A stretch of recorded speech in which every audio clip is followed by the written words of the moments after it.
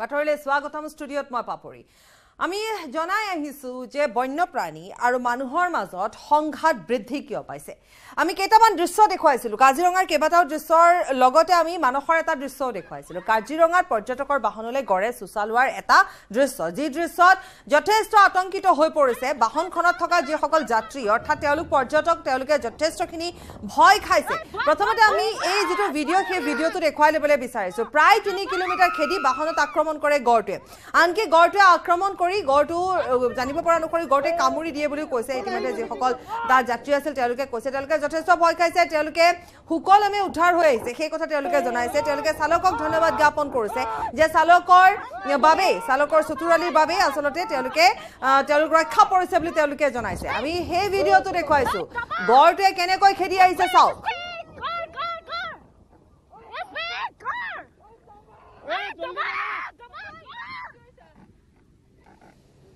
আৰু তেওঁলোকে চিঞৰিছে তেওঁলোকে যাবলৈ দিছে যিমান পাৰে সিমান দ্ৰুত গতিত বাহনখন যাবলৈ দিছে স্পীড তেওঁলোকে চিঞৰিছে কিন্তু তেওঁলোক যথেষ্ট আতংকিত হৈ পৰিছে পিছফালেও এখন বাহন আছে আমি কেইবাটাও দৃশ্য দেখুৱাইছো এই মুহূৰ্তত এটা দৃশ্য আমি ইতিমধ্যে কাজিৰঙাৰ দেখুৱালো য'ত 3 কিলোমিটাৰ খেদি বাহনত আক্ৰমণ কৰে ঠিক তেনেধৰণে আন এটা দৃশ্য আমি এই মুহূৰ্তত দেখুৱাই গৈছো য'ত দেখিবলৈ পোৱা গৈছে এনেকৈ যেনেকৈ খেদি আহিছে দেখিবলৈ পোৱা গৈছে গড়ে খেদি আহিছে আৰু এয়া এতিয়া দেখিবলৈ পোৱা গৈছে যে পৰ্যটকসকলে বা পৰ্যটনস্থলী হিচাপে যেতিয়া কাজিৰঙালৈ যায় বা মানসলৈ যায় প্ৰায় এনেকৈ গড়ে খেদি আহিবলৈ লৈছে বিশেষকৈ এই বৰ্ষটো যথেষ্টখিনি প্ৰায় একে ধৰণৰ ঘটনা সংঘটিত হৈছে কিয় ঘটিছে সেই সন্দৰ্ভত আমি যেতিয়া বহুতৰ সৈতে কথা পাতিছিলো বা আমি যেতিয়া সমগ্ৰ বিষয়টো আমি চৰ্চাৰ মাজলৈ আনিছিলো তেতিয়া দেখিবলৈ পোৱা গৈছিলে প্ৰায় প্ৰতিগৰাকী বনৰ সৈতে সম্বন্ধ থকা বনকৰ্মী হওক বা বন বিষয়া হওক তেওঁলোকে বা বন বিশেষজ্ঞ হওক তেওঁলোকে এটা কথাই উল্লেখ কৰিছিলে এই সময়টো হৈছে গড়ৰ বাবে যেহেতু প্ৰজননৰ সময় গতিকে গড়ে এই সময়ছোৱাত আমনি কৰিলে বেয়া পায় আৰু সেইবাবে গড়ে আক্ৰমণ কৰিবলৈ উদ্যত হৈ পৰে গড়ৰ খং উঠে আৰু সেইবাবে গড়ে আক্ৰমণ কৰিবলৈ উদ্যত হৈ উঠে কাৰণ বহুকেইটা আছে কাৰণ এনেকৈ যেতিয়া গড়ে খেদি আহিছে অৰ্থাৎ তাত ইমানেই বাহনৰ সংখ্যা বৃদ্ধি পাইছে ইমানেই মানুহৰ সংখ্যা বৃদ্ধি পাইছে পৰ্যটনস্থলীসমূহত যে জীৱ-জন্তুৱে আমনি পাবলৈ আৰম্ভ হৈছে গতিকে জীৱ-জন্তুৱে যে আমনি পাইছে আৰু তাৰ পৰিণতিত এয়া ঘটিছে এনেকৈ মানুহ দেখিলে খং উঠা হৈছে মানুহক দেখিলে আতংকিত হৈ পৰে নিজকো ৰক্ষা কৰিবলৈ আগবাঢ়ি আহে আৰু মানুহকো খেদে নিজক ৰক্ষা কৰিবৰ বাবে হয়তো গড়ে খেদে আৰু তাৰ মাজত এইটো যেটো দৃশ্য আমি দেখুৱাইছো এইটো এটা অতিকৈ ভয় লগা এইবাবে ভয় লগা দৃশ্য যে গড়টো একেবাৰে কাষত আহি পায় আৰু কাষত আহি বাহনখন খুলিয়ায় গড়টোৱে দুখ পায় বুলি ইতিমধ্যে যে পৰ্যটক তাত আছিল তেওঁলোকে জানিবলৈ দিছে হয় আজি আমি বাগৰি ৰেঞ্জত অলপ জীপ সাফাৰী কৰিছিলো সমূহ পৰিয়াল হৈতে আজি আমাৰ এটা বিৰল অভিজ্ঞতা বুলিয়ে কম মানে দুখৰ খবৰ বুলিয়ে কম কাৰণ আজি আমাৰ এটা 3 কিলোমিটাৰ আমাৰ সাফাৰীখনত এটা আমাক গড়ে আমাক খেদি আহিছে খেদাই বুলি নহয় কি অলৰেডি আমাক মানে আমাৰ জীপখনত এটেক কৰিছে কি কামুৰিছেও লাকিলি আমি বাছি আহিলো যে আমাক পলটাই নিদিলে কিয়নো নিজৰ দাঁতত দুখ পালে হয়তো সেইকাৰণে অকমান আঁতৰি কিন্তু আকৌ চুচা লৈছিলে কিন্তু এটা কথা খালি অলপ প্ৰব্লেম হ'ল কি ৰাস্তাটো ইমান ঠেক যে দুখন গাড়ী সমানে পাৰ হ'ব নোৱাৰে আজি ভয় বহুত লাগিল কাৰণে আমি নিজৰ ল'ৰা-ছোৱালী লৈ গৈছো সেফটিৰ ক্ষেত্ৰতো অলপ বহুত মানে হেৰি হৈ গ'ল মানে এটা অভিজ্ঞতাও হ'ল লগতে মানে অলপ বহুত ভয়ও খালো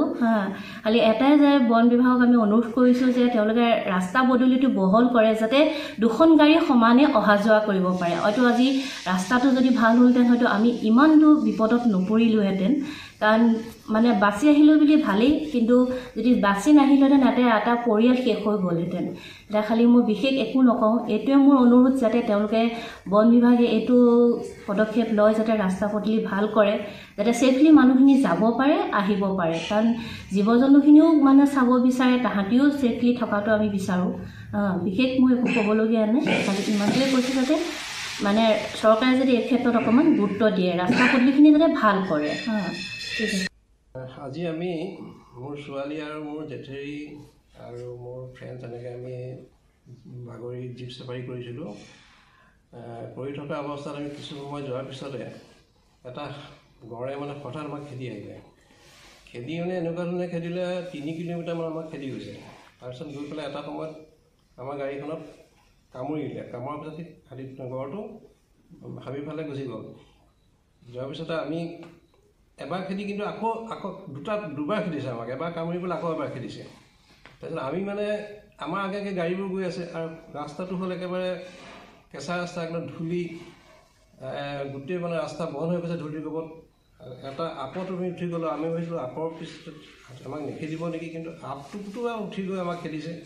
তাৰপিছত এটা টাৰ্ণিং আছে, আমি টাৰ্ণিংটো ল'লোঁ। তাৰপিছত এটা সময়ত গৈ পেলাই কামুৰি পেলাই আমাৰ পৰা আঁতৰি গ'ল, গুচি গ'ল। কিন্তু আমি এইখিনিতে আমি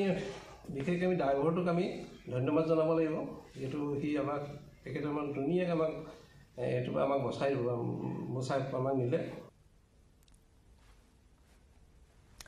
আৰু এইসকল হৈছে ভুক্তভোগী, যিসকলে এই ঘটনাটোত তেওঁলোক সেই বাহনত আছিল। অৰ্থাৎ তেওঁলোকে সেই সময়ত ইমানেই ভয় খাইছিলে, তেওঁলোকে এই কথাটোৱে উল্লেখ কৰিছে যে তেওঁলোকে সেই সময়ছোৱাত ৰক্ষা পৰিছে কেৱল মাত্ৰ চালকজনৰ বাবে। গতিকে পথকেইটা ঠেক, সেই কথা তেওঁলোকে উল্লেখ কৰিছে। কিন্তু এতিয়া প্ৰশ্ন উত্থাপন হৈছে যে আচলতে এই সংঘাত কিয় বৃদ্ধি পাইছে। আমি এটা কথা উল্লেখ কৰিব লাগিব যে ৰাইজৰ মাজত যিহেতু বন্য জীৱ জন্তু চাবলৈ যোৱাৰ যিটো আগ্ৰহ আছে, সেই আগ্ৰহৰ বাবে এনেধৰণে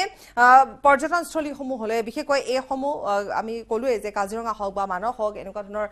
ঠাইলৈ যিহেতু ৰাইজ যায়, গতিকে তাত যোৱাৰ পিছত তাত ইমান সংখ্যক লোকৰ সমাগম ঘটি গৈছে, বা তাত এতিয়া আগতে কোৱা হৈছিলে যে খুব কম বাহন গৈছিলে, এতিয়া কিন্তু তাত জীপ চাফাৰীয়ে অধিক হৈ পৰিছে। গতিকে ৰাইজৰ চেলফি উঠাৰ ধুম বাঢ়িছে, বন্য জীৱ জন্তুক ওচৰৰ পৰা চাবলৈ, ওচৰৰ পৰা গৈ জোকোৱা, এক্সক্লুচিভ ভিজুৱেল সংগ্ৰহ কৰা, উদ্যানত এতিয়া অধিক সংখ্যক, আমি যিহেতু কৈছোঁ যে পৰ্যটকৰ সংখ্যা বৃদ্ধি পাবলৈ ধৰিছে, গতিকে একেলগে বহুখিনি পৰ্যটক যিহেতু সোমাই তাত ঘূৰি ফুৰে, তাত চিঞৰে, হুলস্থুল কৰে, জীৱ জন্তু চাবলৈ তেওঁলোকে মাত দিয়ে, যাৰ ফলত এনেধৰণে বন্যপ্ৰাণীসমূহ বাহিৰলৈ ওলাই আহিছে। প্ৰজননৰ সময়, এইখিনি হৈছে প্ৰজননৰ সময়, গতিকে প্ৰজননৰ সময়তো তাত আমনি কৰা দেখিবলৈ পোৱা গৈছে। গতিকে অধিক হাৰত জিপচি চাফাৰী বাহনৰ প্ৰৱেশ ঘটিছে, যিটো এখন অৰণ্যৰ যিটো পৰিৱেশ হ'ব লাগে, সেই পৰিৱেশত ব্যাঘাত জন্মিছে, আৰু সেইবাবে এই জীৱ জন্তুবোৰ বাহিৰলৈ ওলাই আহিছে। তাৰ ভিতৰত বাঘেই হওক বা গড়েই হওক, কেৱল বাহিৰলৈ ওলাই অহা বুলি নহয়, বাহিৰলৈ ওলাই আহিছে, ঠিকেই, বাহিৰলৈ ওলাই আহিছে, ৰাইজে ফটো তুলিছে, সেয়া ভিডিঅ' ভাইৰেল হৈছে, তাকে দেখি আকৌ অন্য পৰ্যটকসকল আহিছে। এটা দিশ যদি আমি চাওঁ, অতিকৈ শুভ দিশ, অতিকৈ ভাল লক্ষণ আমাৰ বাবেও, কিন্তু আন এটা দিশ যদি আমি বন্যপ্ৰাণীৰ ক্ষেত্ৰত চাওঁ, কিন্তু যথেষ্ট আমনি পাইছে বন্যপ্ৰাণীয়ে, আৰু যাৰ পৰিণতিত এতিয়া এনেধৰণৰ আক্ৰমণৰ দৰে ঘটনা সংঘটিত হ'বলৈ ধৰিছে। কালি এটা মানাহ ৰাষ্ট্ৰীয় উদ্যানৰ ভিডিঅ' ইতিমধ্যে ওলাইছে, যাতে গড়ে বহু দূৰ পৰ্যটকৰ এখন বাহন খেদি আহিছিল, আৰু কাজিৰঙা ৰাষ্ট্ৰীয় উদ্যানতো সমান্তৰালকৈ এনেধৰণৰ ঘটনা সংঘটিত হৈ আছে। কি ক'ব এই সন্দৰ্ভত, কি আচলতে ইয়াৰ আৰু কাহিনী? আচলতে চব বস্তুটো আমি যদিও নতুন বুলি ভাবিছোঁ, বৰ নতুন নহয়। ইভেন 2002 জাৰ্মান পৰ্যটকক আমাৰ পাণবাৰীৰ হেৰিত ৰিজাৰ্ভ ফৰেষ্টত নিধন হৈছে। তাৰে আগতো গদাধৰ হাতীয়ে বেলেগ এজনক বাগৰাই দিওঁতে বেলেগ এজন মৰি গৈছিল। এইটো নতুন নহয়, কিন্তু তাৰে লগত কিছুমান কথা জড়িত। এতিয়া মানাছৰ কথা ক'লে, যিটো ক'লে, এই গোটেইকেইটা বস্তু পটেঞ্চিয়েলি ডেঞ্জাৰাছ। মানে আপুনি মানে যদিও ৰাইনো মানে জেনেৰেলি বহুত ডচাইল এনিমেল, কিন্তু পটেঞ্চিয়েলি ডেঞ্জাৰাছ। তেনেকে মহো মানে মানুহক এনেকে খেদি মেলি নুফুৰে, কিন্তু পটেঞ্চিয়েলিটিটো ডেঞ্জাৰাছ পটেঞ্চিয়েলিটিটো সদায় আছে। তাৰপিছত হৈছে কি, এতিয়া মানে অলপ চোৱা মেলা কৰি গম পায় যে সিহঁতৰ ডিষ্টাৰবেঞ্চ লেভেলটো বোধকৰো বেছি হৈছে য'ত হৈছে ঘটনাটো। মানে টুৰিষ্ট লাইনৰ সময়, মানে টুৰিষ্ট ৰোডৰ ওচৰে পাজৰে যিবোৰ হৈছে, অত্যধিক মানে টুৰিষ্টৰ অৱগণনৰ ফলত তেওঁলোকে বহুত সময়ত ৰাস্তা ক্ৰছ কৰিবলৈ মানে পৰা নাই বিভিন্ন সময়ত। ছেকেণ্ড থিং হৈছে কি, কিছুমান মানে অলপ এইটো হেৰিৰ বিষয়, সিহঁতক মানে এৱাৰনেছৰ বিষয় হেৰি কৰিব লাগিব অলপ। একেবাৰে জীৱ জন্তুটো একদম ওচৰত গৈ মানে ৰখোৱা, সেই বস্তুটো বেয়া। আৰু যিখিনি ড্ৰাইভাৰ আৰু গাইড, সিহঁতেও মানে সাধাৰণভাৱে জানিব লাগিব যে হেৰিটো, এতিয়া আমি গাড়ী চলাওঁতে এইফালৰ পৰা ৰাস্তা পাৰ হ'ব আহিছে বা হেৰি আছে ৰাইনোটো, তেওঁলোকৰ স্বভাৱটো বা খেদিব পাৰে নেকি, অলপ নিৰাপদ দূৰত্বৰ পৰা আগতে চাই ল'ব লাগে। কিন্তু ইয়াত যিকেইটা হৈছে, মই আগতেও কেইবাটাও খেদা দেখিছোঁ, তেনেকে ভিডিঅ'ও আছিলে মোৰ আগতে। সেইবোৰতে তেওঁলোকে জীৱ জন্তুক অলপ টিজ কৰা টাইপৰ কৰে, কৰিলে মানে একদম ওচৰত গৈ, ৰাইনো এটা ঠিক ৰাস্তাটোৰ তলত আছে, তলত থাকিলেও তাৰ দূৰত্ব মানে খুব বেছি হাৰ্ডলি 5 ফুট গাড়ীখনৰ পৰা। তেনেকুৱা অৱস্থাত মানে কিছুমানে মানে এগ্ৰেছিভ হেৰি এটা লয়, ইৰিটেটেড হৈ যায়তো হেৰিবিলাক এইটো কাজিৰঙাৰ ভিতৰতো কিন্তু প্ৰব্লেমটো ইমান মানে ডাঙৰ নহয় আৰু সলভ কৰিব পৰা যাব যদি আমি আকৌ এই জীপ চাফাৰী টুৰ অপাৰেটৰ এইবিলাকক লৈ আমি যদি আকৌ অলপ এৱাৰনেছ প্ৰগ্ৰেম কৰোঁ সিহঁতে কেনেকৈ ডিল কৰিব লাগিব গাইডখিনিক লৈ ভিতৰৰ সমস্যাটো ঠিক হৈ যাব মোৰ চিন্তা কিন্তু বাহিৰৰ যিটো সংঘাতটো মানে সেইটো কাৰণেহে মানে অদূৰ ভৱিষ্যতে হয়তো ভয়াৱহ ৰূপ ল'বলৈ পাৰে কাৰণ তেওঁলোকৰ হৈছে কি আমাৰ ইয়াততো ঠাইৰ ইমান অভাৱ হোৱা নাই কিন্তু বাহিৰত কিন্তু ঠাইৰ অভাৱ যেনেকৈ গোলাঘাট মৰঙী এনেকুৱাত চলিছে ইফালৰ পৰা খেদে হাতী আকৌ সিফালে যায় আকৌ তাতো শান্তিত থাকিব নিদিয়ে তাৰ পৰা ক'ৰবাত খেদে সেইটোৰ কাৰণে মানে ভৱিষ্যতে মানে এটা পটেঞ্চিয়েলিটি এটা আছে যে মানে সংঘাতটো বহুত বাঢ়ি যাব আচলতে সাধাৰণতে এইটো কোৱা হয় জনাঞ্চলত আচলতে বন্যপ্ৰাণীৰ সন্ত্ৰাস এইটো কিমান যুক্তিসংগত এই যিটো কথা কোৱা হয় কাজিৰঙাৰ ক্ষেত্ৰতো নহয়ে বাৰু কিন্তু বাহিৰৰ ক্ষেত্ৰতো হৈছে কি বেছিভাগ মানে কনফ্লিক্ট এৰিয়া ইভেন ওদালগুৰি মানে ওৰাঙৰ পৰা আৰম্ভ কৰি ওদালগুৰিটো মানুহ মৰা হেৰি যদি আপুনি ৰেকৰ্ড চায় গোটেইবিলাক মানে অৰিজিনেল কিবা ফৰেষ্টেড এৰিয়াৰ হেৰি কিছুদিন আগতে মানে মঙলদৈৰ উকিল এজনে হেৰি কৰোঁতে মই GPS দিয়কচোন GPS লোকেশ্যনটো দিলে মোবাইলত কৰি এইটোতো আগৰ ৰিজাৰ্ভ ফৰেষ্টৰ মাটি তাৰমানে মই এইটোকে বুজাব মানে খুজিছো যে মানে আচলতে আমি সিহঁতৰ বাসভূমিবোৰ অধিকাৰ কৰাৰ কাৰণে এনেকুৱা প্ৰব্লেম বেছি হৈ আহিছে আদাৰৱাইজ সিহঁতে ক'ব নোৱাৰি যে জনাঞ্চললৈ ওলাই আহিছে আপুনি আনকি গুৱাহাটীৰ মাজমজিয়াতো হাতী ঘূৰি ফুৰে লিওপাৰ্ড ঘূৰি ফুৰে গুৱাহাটীখন এনেকুৱা এখন সুন্দৰ মানে সুবিধাৰ জেগা আছিলে যে ইয়াৰ ভিতৰতে কেইবাখনো ৰিজাৰ্ভ ফৰেষ্ট আছে সেই ৰিজাৰ্ভ ফৰেষ্টবোৰত এতিয়া মানে পৰিৱেশটো হয়তো অকণমান মানে হেৰি হৈছে ডিগ্ৰেডেশ্যন হৈছে সেইকাৰণে ওলাই আহিছে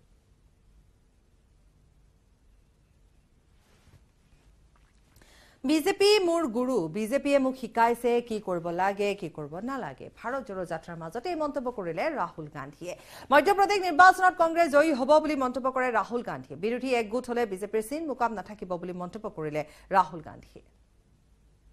I think if the opposition stands effectively with a vision, what I am hearing from the ground, what I am seeing from the ground, it will become very difficult for the BJP to win the election. But the opposition has to coordinate properly, and the opposition has to go to the people of India with a vision,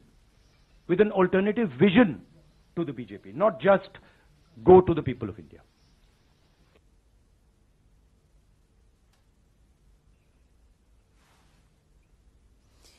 আৰু খবৰ আছে সময়তে সময় বাণিজ্যিক বিৰতি সাধাৰণ steel এনেকৈ পৰে মাইথন স্টিল এনেকৈ পৰে ধমকৈ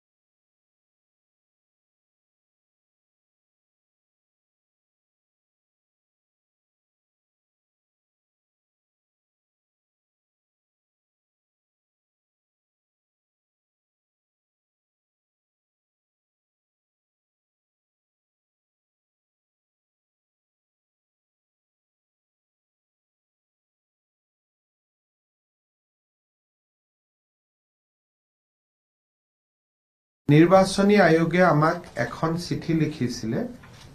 যে অহা 1 তাৰিখৰ পৰা আমি কোনো ধৰণৰ প্ৰশাসনিক গোটসমূহৰ হাল সলনি কৰিব নোৱাৰো। তাৰ মানে বিভিন্ন সময়ত আপোনালোকে দেখিছে যে আমি মাজুলীৰ পৰা গোলাঘাটলৈকে গাঁও ট্ৰান্সফাৰ কৰিছো, লখিমপুৰৰ পৰা মাজুলীলৈ গাঁও আনিছো, বিভিন্ন জিলা মহকুমা আমি মাজে মাজে গঠন কৰো, ব্লক গঠন কৰো, পঞ্চায়ত গঠন কৰো। এতিয়া নিৰ্বাচনী আয়োগে কলে যে 1 জানুৱাৰীৰ পৰা এই ধৰণৰ কোনো নতুন প্ৰশাসনিক গোট আপোনালোকে গঠন কৰিব নোৱাৰিব। আৰু কেতিয়ালৈকে নোৱাৰিব? যেতিয়ালৈকে ডিলিমিটেশ্যন আয়োগে কাম শেষ নকৰে। তাৰমানে আমি সময়সীমাটো নাজানো যে কিমান দিনলৈকে এই বেন অৰ্ডাৰটো আমাৰ ওপৰত থাকিব। সেইবাবে প্ৰশাসনীয় দিশৰ পৰা যিমানবিলাক কাম আমি সময়ে সময়ে কৰি থাকিব লাগিছিল বা কৰাৰ বাবে আমি সিদ্ধান্ত লৈছিলো, সেই গোটেইবোৰ কাম আজিৰ কেবিনেটত আমি শেষ কৰিলো, যাতে নিৰ্বাচনী আয়োগে আমাক নতুন প্ৰশাসনিক গোট সৃষ্টি কৰিব যি বাধা দি থব অহাকালিৰ পৰা, তাৰ পৰিপ্ৰেক্ষিতত আমি যাতে নিৰ্বাচনী আয়োগৰ কোনো ধৰণে তেওঁলোকৰ বাধা নিষেধক আমি অমান্য নকৰো, আৰু আমি যাতে তেখেতসকলে যি ধৰণে আমাৰ পৰা অপেক্ষা কৰিছে আমি তেনেধৰণে অপেক্ষা যাতে ৰক্ষা কৰিব পাৰো। সেইবাবে যোৱা কেইদিনমানত আমি জিলা উপায়ুক্তসকলক সুধিছিলো যে আপোনালোকৰ কিবা এনেকুৱা হাল সলনিৰ কাম আছে নেকি জিলাৰ সীমাত। আজি জিলা উপায়ুক্তসকলৰ ৰিপৰ্টৰ ভিত্তিত আমি 14খন জিলাত কিছু গাঁৱৰ সামান্য পৰিৱৰ্তন কৰো। উদাহৰণস্বৰূপে মই আপোনালোকক ক'ব পাৰো যে উত্তৰ গুৱাহাটী টাউন কমিটিখন আগতে কামৰূপ জিলাত আছিল, কিন্তু গুৱাহাটী উত্তৰ গুৱাহাটীৰ ব্ৰিজখন সমাপ্ত কৰাৰ কাৰণে একেটা অথৰিটি যাতে জিলাখনৰ 2 মূৰে থাকিব পাৰে, কাৰণ এতিয়া আমি সময় শেষত আহিছো, আমাক সেই অঞ্চলটো হয় মেট্ৰ' বা ৰুৰেলত থাকিব লাগে। কিন্তু ৰুৰেলৰ ফালৰ পৰা মেট্ৰ'ৰ ফাঁচী বজাৰটোতো হাতত ল'ব নোৱাৰে। গতিকে স্বাভাৱিকভাৱে আমি কামৰূপ ৰুৰেলৰ পৰা উত্তৰ গুৱাহাটী টাউন সমিতিৰ অঞ্চলটো আমি কামৰূপ মহানগৰ জিলালৈ হস্তান্তৰ কৰিলো। ঠিক তেনেধৰণে আন জিলাসমূহতো এনেকুৱা সৰু সৰু দাবী বা জিলা উপায়ুক্তসকলৰ বিচাৰত কিছু সাল সলনি কৰাৰ প্ৰয়োজন আছিলে। আজি আমি এনেকুৱা 14টা প্ৰস্তাৱত অনুমোদন দিছো, ইনভলভিং চাৰ্টেন ভিলেজেছ, যে এই ভিলেজখন ইয়াত যাব। আপোনালোকৰ মনত আছে কেইদিনমান আগতে আমি মাজুলীৰ পৰা এখন পঞ্চায়ত গোলাঘাটত দিছিলো। আজিও আমি কেবিনেটত তেনেকুৱা কেইটামান সিদ্ধান্ত আমি লবলগীয়া হৈছে, আৰু সেই সিদ্ধান্তখিনি জিলা উপায়ুক্তৰ প্ৰতিবেদনৰ ভিত্তিত আমি লৈছো, কাৰণ কালিৰ পৰা আৰু কেতিয়া আমি কৰিব পাৰিম আমি নাজানো। এইটো হল এটা কেবিনেটৰ সিদ্ধান্ত আছিল। দ্বিতীয়তে আজি কেবিনেটত আমি যথেষ্ট বেদনা লৈ আৰু মনত দুখ কৰি, মনত আমি সকলোৱে যথেষ্ট দুখী, কিন্তু অসমৰ জাতীয় জীৱনৰ স্বাৰ্থত আৰু এক প্ৰকাৰ ক'ব গ'লে আমাৰ জাতি মাটি ভেটি প্ৰশাসনিক শক্তিশালী কৰা বিভিন্ন দিশৰ ওপৰত আলোকপাত কৰি আমি অত্যন্ত দুখ সহকাৰে কেইটামান সিদ্ধান্ত ল'বলগীয়া হৈছে। মই অসমৰ মানুহক, অসমৰ ৰাইজক অত্যন্ত বিনম্ৰতাৰে সৈতে নিবেদন কৰিম যে এই সিদ্ধান্ত কেইটা আমি কিন্তু ব্যক্তিগত লাভালাভ বা দলীয় লাভালাভৰ কাৰণে লোৱা নাই। এইটো অত্যন্ত এৰাব নোৱাৰা কামৰ কাৰণেহে এই সিদ্ধান্ত কেইটা আমি বছৰৰ শেষৰ দিনটোত ল'বলগীয়া হৈছে, আৰু মই নিজেও এইকেইটা লৈ ভাল পোৱা নাই। কিন্তু কেতিয়াবা দেশৰ স্বাৰ্থত সমাজৰ স্বাৰ্থত প্ৰশাসনৰ স্বাৰ্থত প্ৰয়োজন হলে আমি কঠোৰ সিদ্ধান্ত লব লাগে আৰু এনেকুৱা এটা সিদ্ধান্ত লৈছো আৰু তাৰ কাৰণে যিসকল ৰাইজে মনত অলপ দুখ পাব তাৰ কাৰণে মই তেখেতসকলৰ ওচৰত ক্ষমাও বিচাৰিছো সিদ্ধান্ত কেইটা এনেকুৱা হল যে আমি বিশ্বনাথ জিলা গঠন কৰিছিলো আৰু ময়ে ঘোষণা কৰিছিলো মোৰ হাতে দিয়ে বহুতখিনি কাম আগবাঢ়িছিল আজি আমি বিশ্বনাথ জিলাখনক পুনৰ শোণিতপুৰ জিলাৰ লগত একত্ৰীকৰণ কৰিবলগীয়া হ'ল ডেফিনেটলি বিশ্বনাথৰ ৰাইজে দুখ পাব কিন্তু এইটো কিছু সময়ৰ বাবে লোৱা সিদ্ধান্ত আমাৰ কিছু ৰোড মেপ আছে আৰু খুব সোনকালে আমি পুনৰ বিশ্বনাথ জিলা আমি উভতাই দিব পাৰিম এইটো এটা অত্যন্ত সাময়িক সিদ্ধান্ত আমাৰ ৰাইজৰ স্বাৰ্থত প্ৰশাসনৰ স্বাৰ্থত অসমৰ ভৱিষ্যতৰ স্বাৰ্থত আমি লবলগীয়া হৈছে ই এটা সিদ্ধান্ত দ্বিতীয় সিদ্ধান্তটো হল হোজাই জিলাখনকো আমি নগাঁও জিলাৰ লগত পুনৰ সংলগ্ন কৰিবলগীয়া হল তৃতীয় সিদ্ধান্তটো হল বজালি জিলাখনকো আমি বৰপেটা জিলাৰ লগত পুনৰ সংলগ্ন কৰিবলগীয়া হল অবভিয়াসলি দক্ষিণ কামৰূপ আৰু প্ৰাগজ্যোতিষপুৰ জিলা নাছিলে গতিকে আমাৰ অসমত ৩৫খনেই জিলা গতিকে এই হোজাই নগাঁও জিলাৰ একত্ৰীকৰণ বৰপেটা বজালিৰ একত্ৰীকৰণ শোণিতপুৰ আৰু বিশ্বনাথৰ একত্ৰীকৰণ আৰু বিটিএডি এৰিয়াত তামুলপুৰ আৰু বাক্সাক আমি একত্ৰীকৰণ কৰিবলগীয়া হ'ল তানে অসমত 4খন জিলা কমি যাব আৰু তামুলপুৰ পুনৰ বাক্সাৰ লগত যাবগৈ বিশ্বনাথ শোণিতপুৰৰ লগত যাবগৈ হোজাই নগাঁৱৰ লগত যাবগৈ বজালি বৰপেটাৰ লগত যাবগৈ কিন্তু এই সিদ্ধান্তটো সদায়ৰ কাৰণে নহয় জাতীয় জীৱনৰ স্বাৰ্থত এটা ট্ৰেনজিশন ফেজৰ কাৰণে অকনমান সময়ৰ কাৰণে প্ৰশাসনৰ স্বাৰ্থত জাতীয় জীৱনৰ স্বাৰ্থত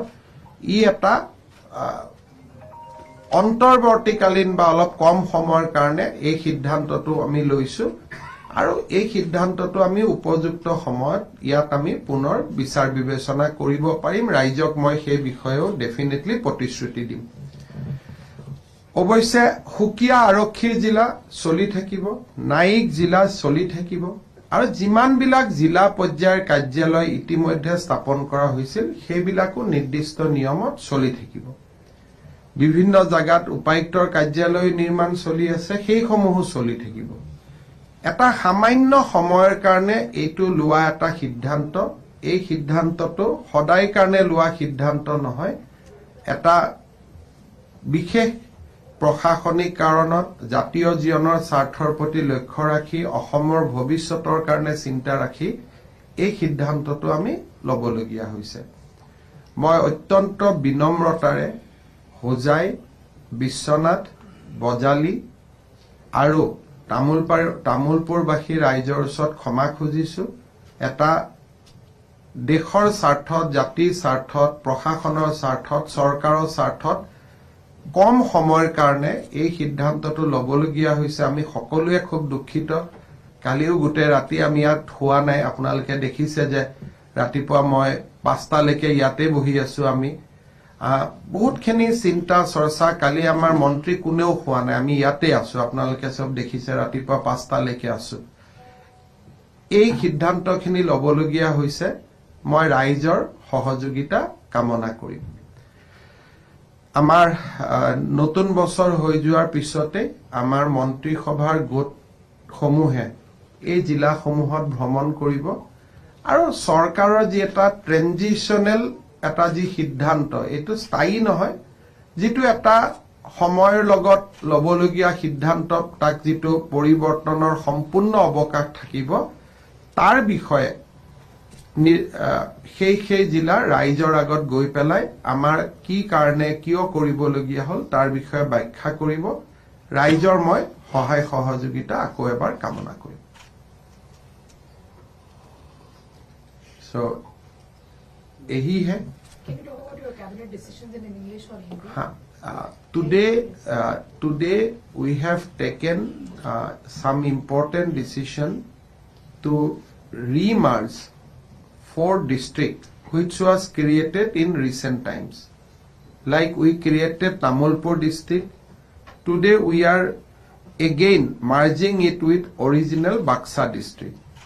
We created Hojai district. Today we are again merging it with Nagaon district. We created Bishwanath district. Today we are again merging it with Shonitpur district. We created Bojali district. Today we are again merging it with Borpeta district. আৰু এই মুহূৰ্তত আমি পুনৰ এবাৰ কৈছো যিখন cabinet বৈঠকৰ পিছত যি সংবাদমেলৰ আয়োজন কৰা হ'ল যি সংবাদমেল ইতিমধ্যে মুখ্যমন্ত্ৰীগৰাকীয়ে আয়োজন কৰিলে তাত এতিয়াও এইখিনি গুৰুত্বপূৰ্ণ কথা ক'লে আৰু লগতে ৰাইজকো বুজিবৰ বাবে বা ৰাইজৰ বাবে সকলোৰে সুবিধাৰ বাবে এই ব্যৱস্থা বা এই ঘোষণা কৰা হৈছে য'ত ৰাজ্যৰ 4খনকৈ জিলা বিলুপ্ত ঘটিব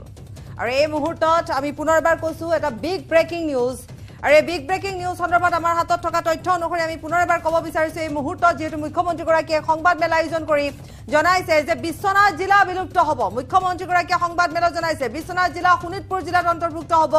বজালি জিলা বৰপেটাত অন্তৰ্ভুক্ত হোজাই জিলা নগাঁও জিলাত অন্তৰ্ভুক্ত তামুলপুৰক পুনৰ বাক্সা জিলাত অন্তৰ্ভুক্ত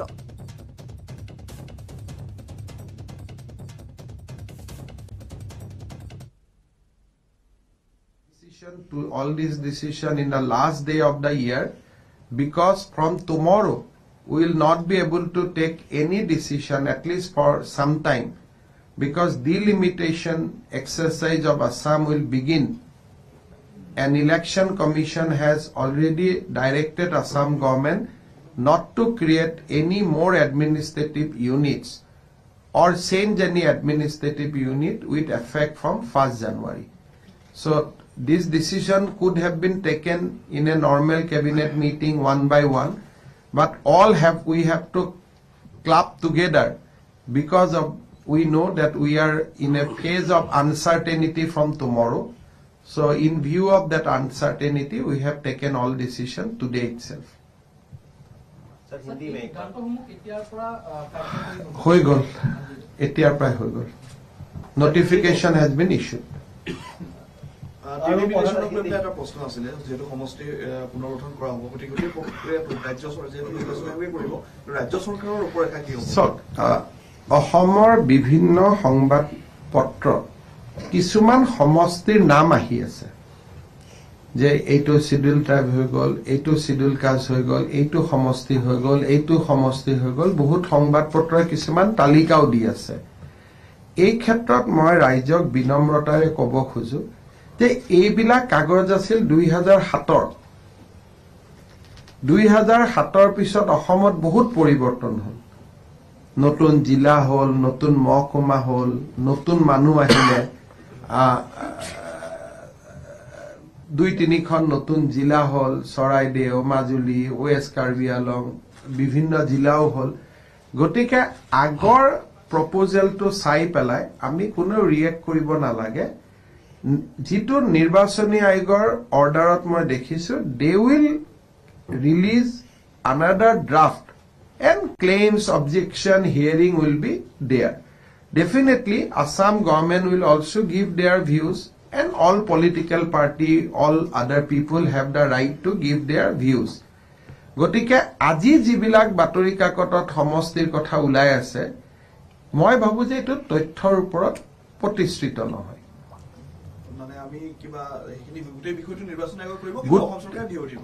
অসম চৰকাৰৰ পৰা যদি ভিউ বিচাৰে ভিউ দিব কিন্তু অসম চৰকাৰে ভিউ দিয়ক বা নিদিয়ক বিজেপি কংগ্ৰেছ ইউডিএফৰ পৰাটো ভিউ বিচাৰিবই being a major political party সংগঠনসমূহেও ভিউ দিব পাৰিব ৰাইজেও দিব পাৰিব কাৰণ এইটো কোনো ক্লোজ এক্সাৰচাইজ নহয় এইটো ৰাইজক লগত লৈহে কৰা এক্সাৰচাইজ হ'ব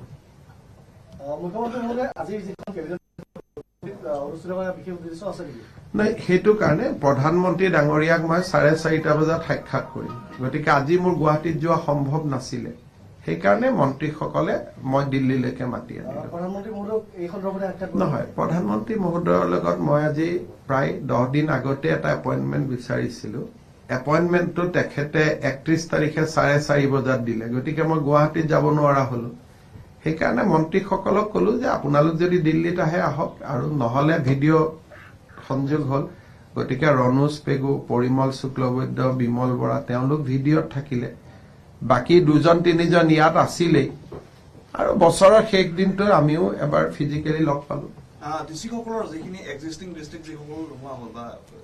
তেওঁলোকৰ ভূমিকা এটা কেনেকুৱা হ'ব সেইবোৰ ডিসি সকলটো তেওঁলোক অফিচাৰ হে গতিকে তেওঁলোক এতিয়া এসডিও ইনচাৰ্জ হৈ থাকিব তাৰ পিছত চৰকাৰে যেতিয়া তেওঁলোকক সিনিয়ৰ টিমতে ট্ৰান্সফাৰ কৰিব বৰ্তমান they will become SDO incharge কিন্তু এই জিলা কেখনত আমি এজন এডিসি লেভেলৰ অফিচাৰ দিম পুৰণা জিলা কেখনত যাতে বিশ্বনাথৰ মানুহ তেজপুৰত আহিব নালাগে যাতে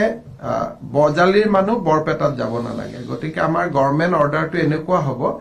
যে a senior ADC will be posted as a SDO so that জিলা উপায়ুক্তৰ সকলোখিনি ক্ষমতা তেওঁ তাতেই ব্যৱহাৰ কৰিব আমি এনেকৈ ক'ব পাৰোঁ যে বিশ্বনাথৰ যিজন ডিসি আজিৰ ডেটত আছিলে তেওঁ আজিৰ পৰা এসডিও ইনচাৰ্জ হ'ব এসডিও ইনচাৰ্জ হ'ব আৰু তেওঁৰ সিনিয়ৰিটি যদি এসডিওৰ নহয় ডিসিৰ হয় 5 তাৰিখলৈকে ইলেকশ্যন কমিশনে অফিচাৰ ট্ৰান্সফাৰ কৰাত বেন কৰি ৰাখিছে গতিকে ডেফিনেটলি তেওঁ আৰু ডিসিৰ পৰাটো সদায় এসডিও হৈ নাথাকিব 7 বা 8 তাৰিখে তেওঁ ট্ৰান্সফাৰ হ'ব তাৰ জেগাত নতুন এসডিও আহিব কিন্তু নতুন এসডিও আহিলেও তেওঁ এডিসি লেভেলৰ অফিচাৰ হ'ব আৰু ডিসিৰ সকলোখিনি কাম তেওঁলোকে কৰিব পাৰিব ৰাইজৰ কোনো আমি অসুবিধা হ'ব নিদিওঁ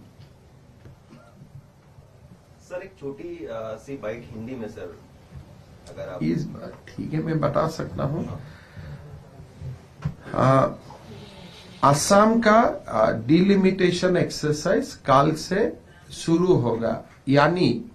निर्वाचनी आयोग ने एक अधिसूचना जारी किया है कि काल से हम कोई एडमिनिस्ट्रेटिव यूनिट्स का चेंज नहीं कर पाऊंगा till the delimitation exercise is completed इसीलिए हमारा जितना पेंडिंग प्रपोजल्स था या जो हमारा डिस्कशन स्टेज में था लेकिन हम लोग किया नहीं था तो आल स्कूल मिला के 13-14 जो ऐसे मर्जर डीमर्जर एमालगमेशन ये छोटा मोटा जितना प्रपोजल था ये प्रपोजल आज हम लोग कैबिनेट में क्लियर किया एक बड़ा निर्णय था हमने 4 नया जिला बनाया था जैसे बिश्वनाथ जिला होजाई जिला तामुलपुर जिला और बजाली जिला लेकिन एडमिनिस्ट्रेटिव और हमारा असम का पूरा संरक्षण और हमारा असम का कल्याण का बात चिंता करते हुए ये सारा नया डिस्ट्रिक्ट हम ओरिजिनल डिस्ट्रिक्ट से मर्ज किया और ये एक ट्रांजिशन फेज होगा जितना जल्दी होगा हम लोग इस जिला को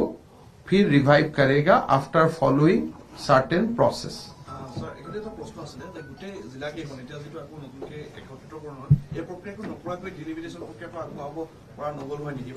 মানে মই এটোৰ ওপৰত কমেন্ট নিদিওঁ কিন্তু ইমানখিনিয়ে মই ক'ব খুজিছো যে এই সিদ্ধান্তটো অসমৰ স্বাৰ্থত লোৱা হৈছে মানে বহুতখিনি কথা কবতো নোৱাৰি কিন্তু এই সিদ্ধান্তটো অসমৰ স্বাৰ্থত লোৱা হৈছে প্ৰশাসনিক দিশৰ পৰা লোৱা হৈছে প্ৰশাসনিক দিশৰ পৰা বিবেচনা কৰা হৈছে আৰু অসমৰ স্বাৰ্থক সন্মুখত ৰাখি এই সিদ্ধান্ত লোৱা হৈছে আৰু যেতিয়া মই নিজে মাত্ৰ কেইদিনমান আগতে গৈছো জিলাবিলাক উদ্বোধন কৰিব তাতে ডিসি অফিসো কৰিছো যেতিয়া মই নিজে এই সিদ্ধান্তটো লবলগীয়া হৈছে তাৰ মানে তাৰ আৰত কিবাটো কাৰণ থাকিব নহলে ইমান ডাঙৰ সিদ্ধান্ত কোনে লব গতিকে এটো কেতিয়াবা অলপ কঠোৰ সিদ্ধান্ত লবলগীয়া হয় আৰু সেই কঠোৰ সিদ্ধান্তখিনি আজি লৈছো আৰু সেইখিনিকে আমি খুদে মূলে আকৌ এই 4খন জিলা ৰাইজক উভতাই দিম এই সমগ্ৰ প্ৰক্ৰিয়াটো যদি আকৌ পুনৰ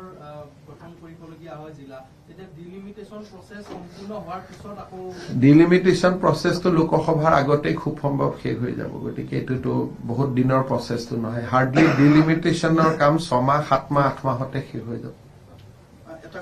যদিও ইয়া ৰিভাইভেলটো কমপ্লিটলি এটা বেলেগ ইস্যু হ'ব আমাৰ মন্ত্ৰীসকলে যেতিয়া ৰাইজৰ লগত কথা পাতিব আমি ৰোড মেপটো দি দিম কিন্তু ডিলিমিটেশনৰ লগত মই এটো লিংক কৰিব নোখোজো কিয় ডিলিমিটেশন কৰিব ইলেকশন কমিশনে মই তাৰ ওপৰত কমেন্ট দিয়াটো ঠিক নহয় এটা ডেফিনেটলি যে এতিয়াতো আৰু একো ৰিভাইভ আমি এটা যি সিদ্ধান্ত ললো 1 জানুৱাৰীৰ পৰাটো নতুন সিদ্ধান্ত নহয় গতিকে যিকোনো নতুন সিদ্ধান্ত ডিলিমিটেশনৰ ৰিপৰ্টৰ পিছতে হ'ব 5 তাৰিখৰ সম্পৰ্কত আপুনি এটা কৈছিল যে 5 তাৰিখে ডিসি তাৰমানে সমান্তৰালভাৱে এটাটো ডিলিমিটেশন সমান্তৰালভাৱে অসমত আৰু এটা প্ৰক্ৰিয়া চলি আছে এটো হল সামাৰী ইলেক্টৰেল ৰিভিজন এটো অসমত নহয় দেশতে চলি আছে 5 তাৰিখে নতুন ইলেক্টৰেল ৰোল ওলাব গতিকে ইলেকশন কমিশনে আমাক এটা অৰ্ডাৰ দি থৈ দিছিলে যে এই সময়ছোৱাত আপোনালোকে অফিচাৰ ট্ৰান্সফাৰ নকৰিব এই এসডিও সকল ডিস্ট্ৰিক্ট ইলেকশন অফিচাৰ বা ডিসি সকল সেইকাৰণে আমি তেওঁলোকক এতিয়া ডিসিৰ পৰা এসডিওৰ চকীখনত বহিব অলপ বেয়া লাগিব কিন্তু বেয়া লাগিলেও এটো উপায় নাই কাৰণ নিৰ্বাচনী আয়োগৰ অৰ্ডাৰ আছে যে আমি অফিচাৰ চেঞ্জ কৰিব নোৱাৰো सर लास्ट के अंत में सर क्यों यहाँ पर क्यों कैबिनेट में यहाँ में मैं दिल्ली में था और आज कोई मेरा कुछ अपॉइंटमेंट है तो मैं गुवाहाटी नहीं जा सकता था इसीलिए मैं कॉलीग लोग को यहाँ बुला लिया सर ये निर्णय आनंद फानन में क्यों लेना पड़ा आनंद फानन में इसलिए लेना पड़ा कि काल से आगे और निर्णय नहीं ले पाएगा तो काल से बैंड है सो जो भी हम लोग सोच रहा था लास्ट 1 ईयर 6 मंथ हम लोग कर ही रहा था 2-3 महीना आगे भी कुछ किया 1 महीना आगे भी कुछ किया लेकिन जब अभी इंडिफिनिट पीरियड के लिए हम कुछ कर ही नहीं पाएगा तो इसीलिए जो भी मन में था आज कर लिया तो कल से सर बैन क्यों मतलब वो डिलिमिटेशन असम में शुरू हो जाएगा सर प्राइम मिनिस्टर से आप मुलाकात करेंगे आज क्या एजेंडा रहेगा नहीं ये तो जो मार्गदर्शन लेना আৰু নতুন বছৰৰ আজি কাইলৈ আৰম্ভণি আজি কিশোৰ দিন ৰাইজৰ কাৰণে আপোনাৰ বাৰ্তা কি অহাকালিতো সাংবাদিকসকলৰ জৰিয়তে ৰাইজৰ লগত কথা পাতিম গুৱাহাটীত 100খন সিএনজি বাছও কালি ইনোগ্ৰেশন হ'ব সিএনজি ষ্টেচনো ইনোগ্ৰেশন হ'ব আৰু 3 জানুৱাৰীত আমি অসম গৌৰৱ অসম সৌৰভ বঁটাসমূহ ঘোষণা কৰিম আৰু আমাৰ যেটো বিকাশৰ যেটো দ্বিতীয় পক্ষে বজালিৰ পৰা আৰম্ভ কৰি একেবাৰে তিনিচুকীয়ালৈকে যোৱাৰ যেটো বিকাশৰ পক্ষে 2 নম্বৰ বিকাশৰ দ্বিতীয় পক্ষে হেতু আমি ফেব্ৰুৱাৰী 5 তাৰিখৰ পৰা আৰম্ভ কৰিম আৰু কালি যিখিনি আপোনালোকক কিবা ভাল কথা যদি জনাব পাৰো আজিটো অলপ খুব ভাল কথা নহল গতিকে অহাকালি যদি কিবা ভাল কথা জনাব পাৰো জনাব আপুনি এতিয়াও ভাবে নেকি যে আজি যিটা সিদ্ধান্ত লোৱা হলে মই ভাল পোৱা নাই মই নিজে ইলেকশন মিটিংত কৈছো বিশ্বনাথ জিলা কৰিম তামুলপুৰ মই নিজে কৰিম মনটো খুব কালিৰ পৰা কোনো না কালিৰ পৰা আমি ইয়াত হোৱাই নাই আপোনালোক নিজে সাক্ষী আছে মই ইয়াৰ পৰা ওলাই গৈছো 5:30 না কালিৰ পৰা আমি কোনো আমি নিজেই মানে যেতিয়া এই কথাখিনি কৰিবলগীয়া হল অফিচাৰ সকলে আমাক কলে যে এই কামখিনি কৰিব লাগিব তেতিয়া দুদিন ধৰি মোৰ পেটত ৰাখি মই চিন্তা কৰি আছো যে কেনেকে কৰিম এজনকৈ আমাৰ মন্ত্ৰী সকলক কলো সকলে কালি আহিলে গুটে ৰাতি আমি ইয়াতে বহি থাকিলো আমি উঠিবও পৰা নাই কিন্তু কেতিয়াবাটো সদায়টো আৰু ভাল ঘোষণাই নহয় কেতিয়াবাটো দেশ চৰকাৰৰ স্বাৰ্থত অলপ কঠোৰ সিদ্ধান্ত ল'ব লাগে গতিকে এটা বছৰৰ শেষ দিনা ভাল লাগা নাই কিন্তু তথাপিতো বহুত চিন্তা কৰি সিদ্ধান্তটো লোৱা হৈছে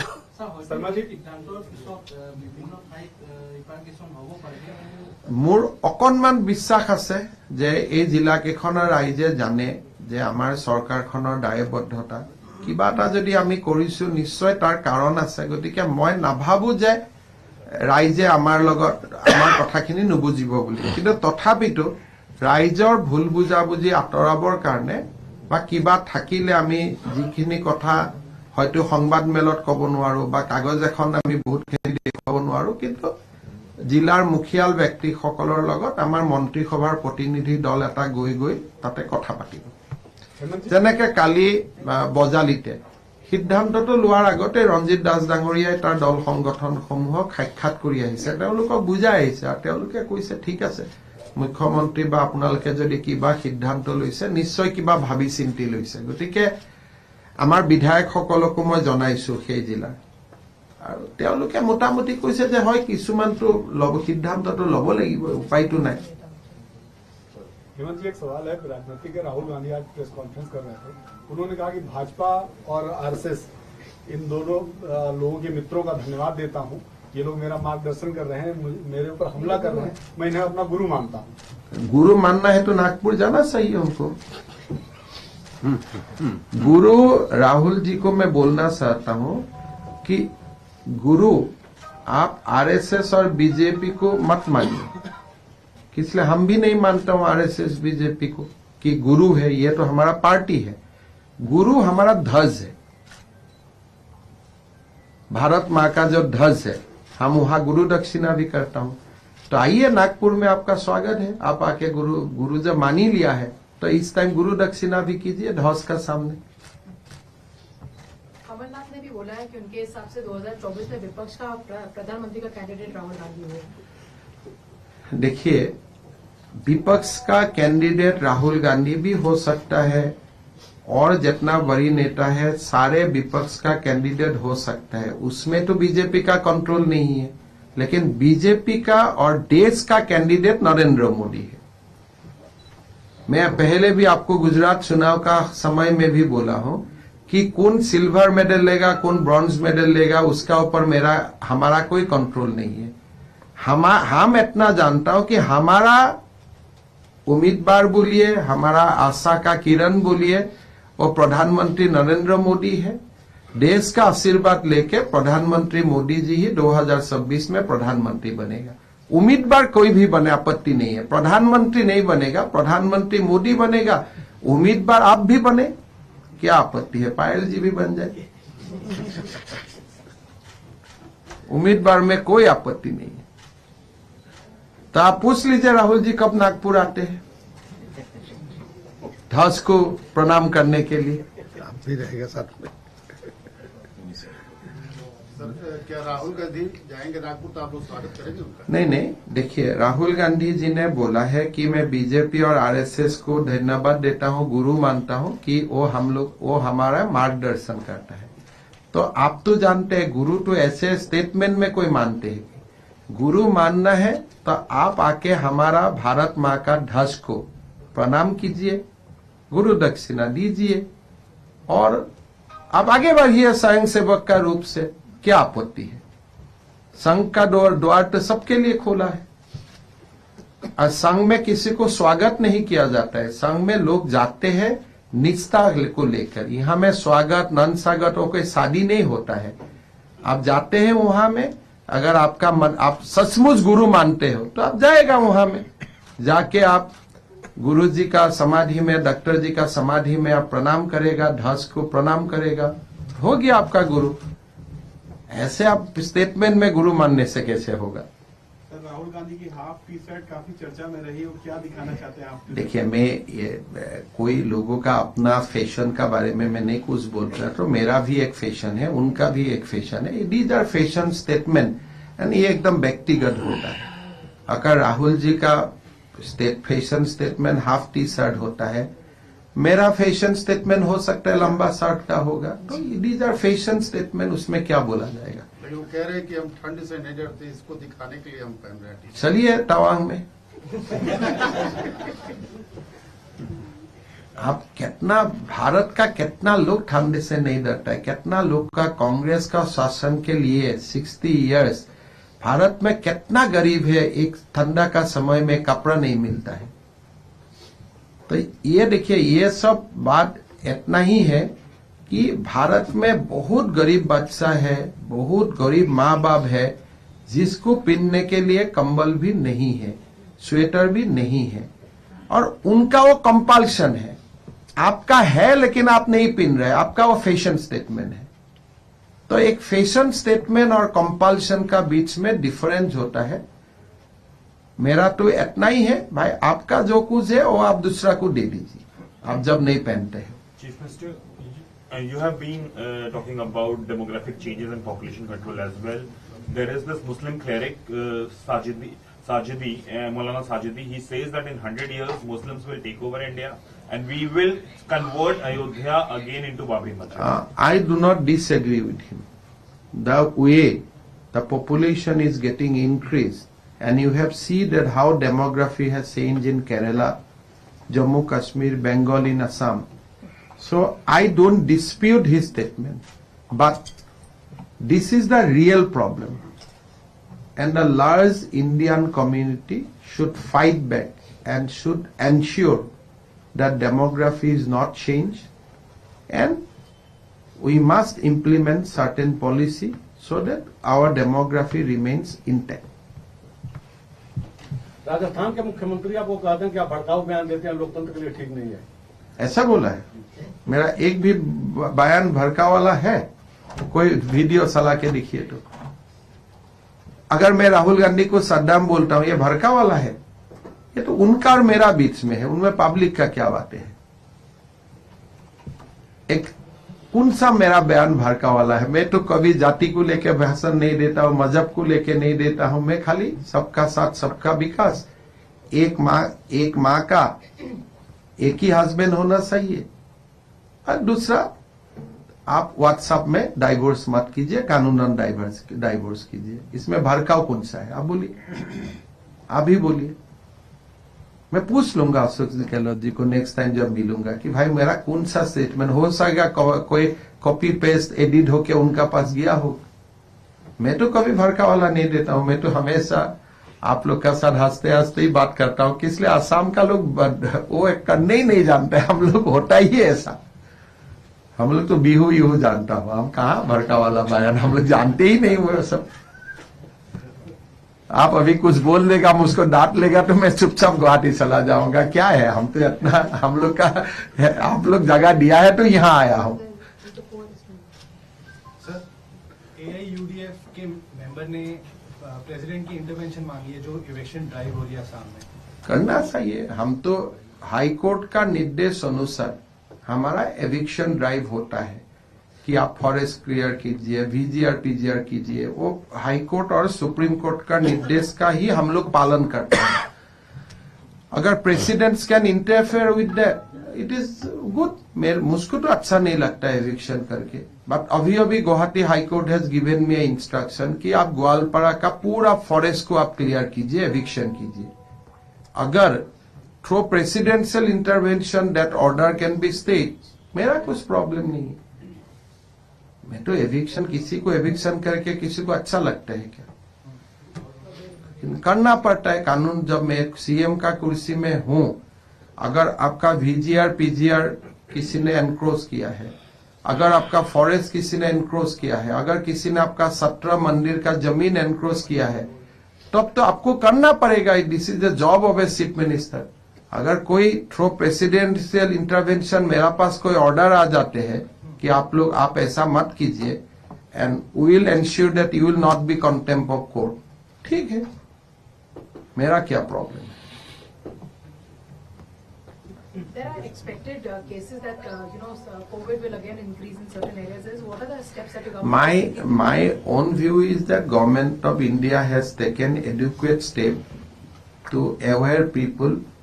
and protect ourselves from any kind of outbreak.